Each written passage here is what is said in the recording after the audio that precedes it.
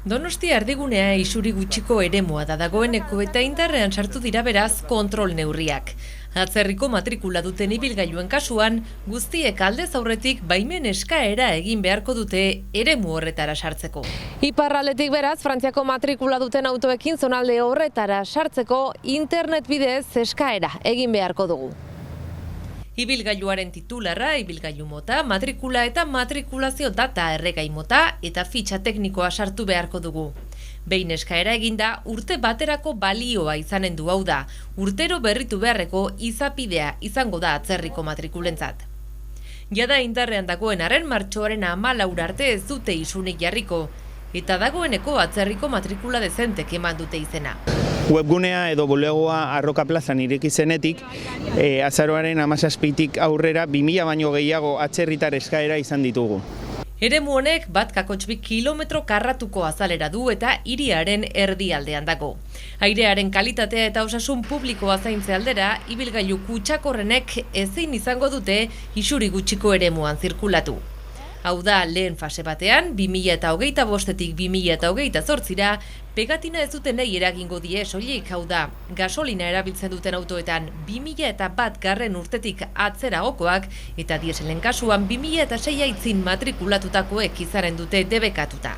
Beste guztiek, eskaera eginda sartzeko aukera izanen dute lehen fasean. Izuri gabeko eremuarekin nahi dugu Donostia iraunkorragoa izatea, nahi dugu jendea gehiago oinez joatea, transporte publikoa gehiago erabiltzea eta edo bizikletaz ibiltzea. Sustengarritasunaren bidean garraio publikoa sustatzea da euroeskualdeko arduradunen lehentasuna. Mugaz gaindiko bidaietan horrelako neurriek eragina izan dezaketela uste dute, horregatik, aukera honena garraio publikoaren eskaintza handitzea dela uste dute. Eragin diezaioke, baliteke Ipar Euskal Herritik datorren jende kopurua murriztu izatea, baina alde horretatik ere, guk uste dugu bai bidaiariek eta bai garraio agintaritzek garraio publikoaren aldeko apostua egin beharko luketela zentzu hortan. Eta Donostiatik erdigunean ez dauden aparkaleku eta eremuetan autoak uztea nahiko lukete. Pentsatu behar dugu ibilgailu guztiak ez datozela Donostiako erdigunera.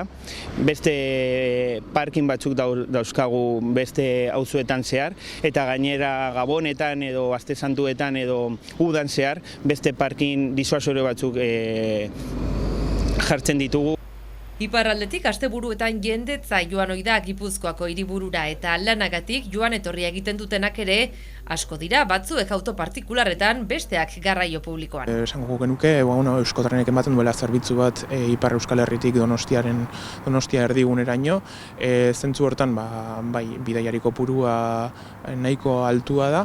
Eta gero badaude bestelako intermodalitate aukera batzuk. Erantsiko nuke 3000 bat langile daudela, 3000 bat soldatapeko langile daudela Pirineo Atlantikoetako departamentutik Gipuzkoako 20 kilometrora dauden, mugatik 20 kilometrora dauden udalerrietan lan egitutenak, eta beraz bada datu esanguratsu bat, baina eguneratu behar dena. Eta beraz azterlanek eta inkestek esan beharko dute zein modutan halako neurriek eragin ditzaketen langilei eta beste. Baina hor badiotzut ez daudela autonomoak barne hartuta, ez da ikasleak ere adibidez.